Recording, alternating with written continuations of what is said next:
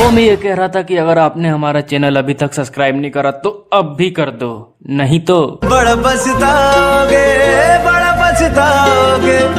Presented by N Kumar Gupta.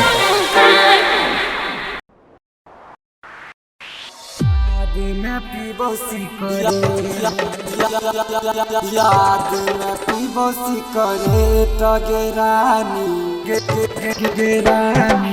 TS recording studio राजा सोनवर्षा थाना चौक थाना चौक। याद में पीबोसी करे रानी याद में पीबोसी करे।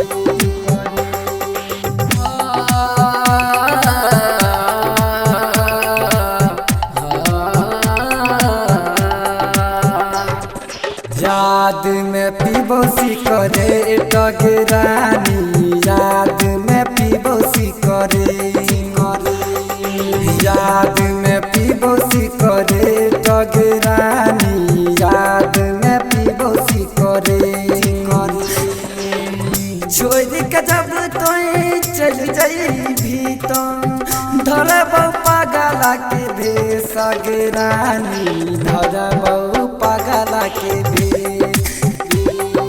याद में पीबोसी करे टगे रानी याद में पीबोसी करे।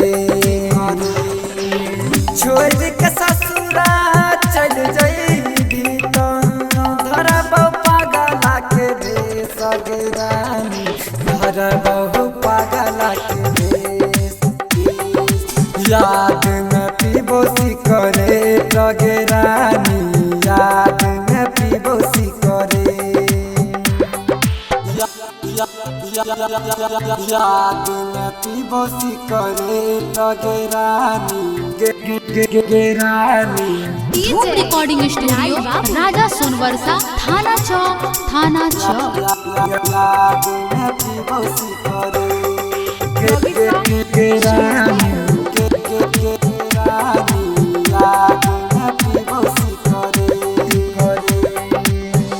जन्म जन्म के कसम खैलही गे बीच रहिया में हाथ छोड़लही गे। जन्म जन्म के कसम खैलही गे बीच रहिया में हाथ छोड़लही गे। जाए से पहले ससुरारानी कर है भेट गे रानी घर है भेट। याद में पीबोसी करे टगे रानी याद में पीबोसी करे पीबोसी करे। याद में पीबोसी करे टगे रानी रानी। टीएस रिकॉर्डिंग स्टूडियो राजा सोनवर्षा थाना चौक थाना चौक। याद में पीबोसी करे रानी याद में पीबोसी करे। राइटर रमेश के अपन लही गे छोटू छलिया के तो भूल लही गे।